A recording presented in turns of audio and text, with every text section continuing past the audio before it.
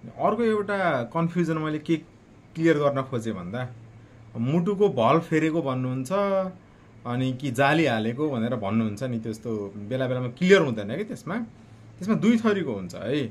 एउटा यदि रगतको नसामा समस्या छ भने चाहिँ त्यसमा चाहिँ जाली हाल्ने हो कि, त्यो साप्रानेरको मोटो रगतको नसाबाट तार छिराएर अनि सर्र ल्याएर माथि मुटुमा हेरेर अनि कुनै ब्लक भएको छ भने त्यसमा चाहिँ जाली हाल्ने हो। तर मुटुमा 4वटा भल्भ पनि हुन्छन् कि, जस्तो 4वटा कोठा भए एउटा कोठाबाट अर्को कोठामा रगत जानको लागि एउटा भल्भबाट जान्छ कि, अनि त्यो भल्भ लिक भयो भने त्यस्तो बेलामा चाहिँ त्यो भल्भको अपरेसन गर्ने भन्छ। अनि त्यो दुईटा चाहिँ फरक कुरा हो है। एउटा चाहिँ हार्ट अट्याकमा हुने राख्ने भनेको त्यो जाली भयो, र यदि भल्भ लिक भएको छ लामो समयपछि ड्यामेज भएको छ त्यस्तो भएको छ भने त्यसलाई चाहिँ त्यो भल्भ फेरेको अथवा भल्भलाई ठिक बनाएको भन्ने हुन्छ है त।